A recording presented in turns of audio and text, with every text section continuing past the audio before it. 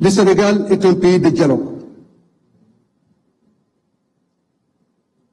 Ce faisant, Monsieur le Président de la République, en nous conviant à cette cérémonie, vous avez voulu inscrire votre action dans cette tradition républicaine bien sénégalaise. Je voudrais vous en féliciter et vous remercier pour votre invitation. Bien évidemment, nous allons dialoguer. Mais nous dialoguons pourquoi? Nous dialoguons pour le Sénégal. Est-ce que vous êtes d'accord que nous dialoguons pour le Sénégal? Si nous dialoguons pour le Sénégal, nous devons dialoguer pour les Sénégalais. Et dialoguer pour les Sénégalais, c'est servir de manière exclusive les intérêts supérieurs de la nation sénégalaise. C'est la raison pour laquelle, Monsieur le Président de la République, vos actions depuis le début de votre magistère nous rassurent dans la trajectoire indiscutable des réformes à travers lesquelles vous ne ménagez aucun effort avec la majorité pour que le Sénégal constitue encore une fois un îlot de paix, un îlot de démocratie et un îlot de développement. Oui, Monsieur le Président de la République, nous dialoguons pour la démocratie, nous dialoguons pour le développement. Ce développement inclusif au service de chaque Sénégalaise et de chaque Sénégalais. C'est la raison pour laquelle nous espérons qu'au terme de cette aggiornamento qui nous réunit aujourd'hui, nous puissions, comme le disait le président Senghor, Kahin Taha, construire dans le dialogue les bases et les socles de développement économique et social harmonieux de notre pays.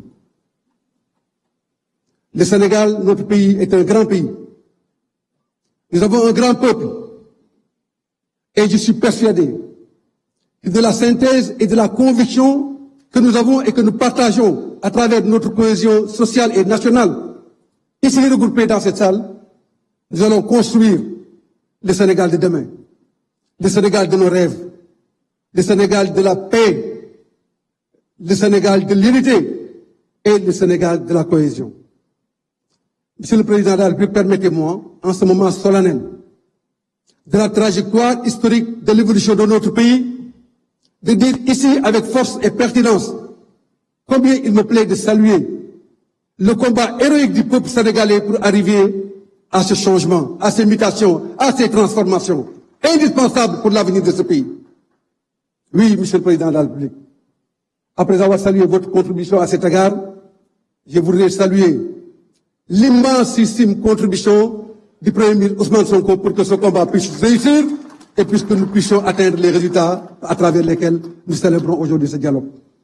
mbokk yi maa ngi leen di gërëm di leen sant di wax ne dialogue nag buñ ko waxee rek li président Senghor doon wax Kahin Taha mooy nañu fexe ba ñëpp boole xol yi ci jàmm ak sutura ñu joxante loxo ngir Sénégal ndax Sénégal jar na lépp maa ngi leen di gërëm di leen sant asalaamaaleykum wa rahmatullah. jërëjëf monsieur Malick Gakou ñu jox kàddu gi honorable député Anta Babacar Ngom ki topp ci moom monsieur Cheikh Ahmed Tidiane Youm honorable député également.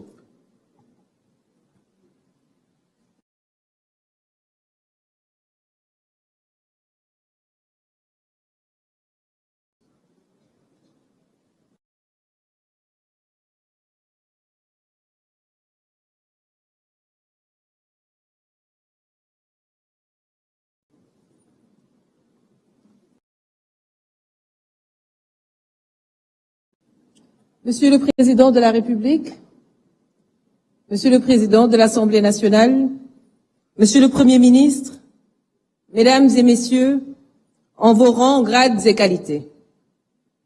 Il est des moments dans la vie d'une nation où le silence devient une trahison, où l'évitement est une faute, où seule la vérité, dite avec courage et avec dignité, pour ouvrir les chemins de l'avenir. Et ce moment d'aujourd'hui en est un.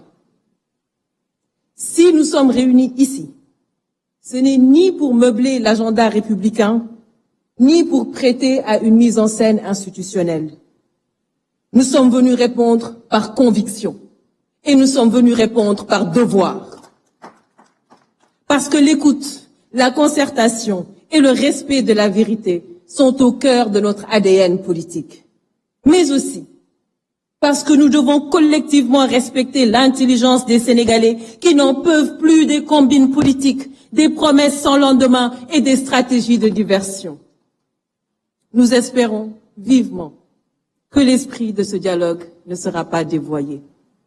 Monsieur le Président de la République, les Sénégalais, dans leur diversité, se sont mis ensemble pour vous élire avec un score sans ambiguïté.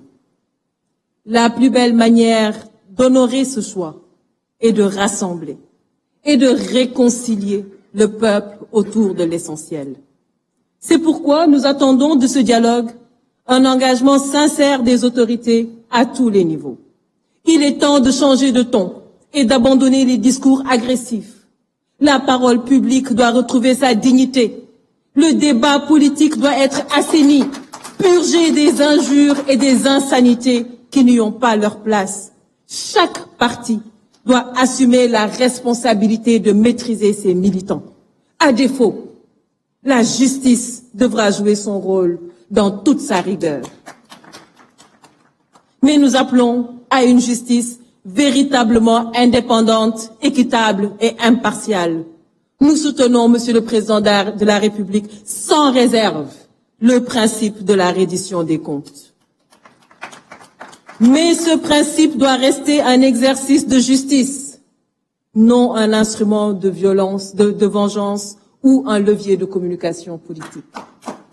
Il ne doit pas occulter l'essentiel, la précarité croissante, l'essoufflement économique, la jeunesse en quête d'avenir, les femmes en quête de reconnaissance, la diplomatie en recul, l'insécurité alimentaire, les périls qui menacent notre sécurité intérieure et notre défense.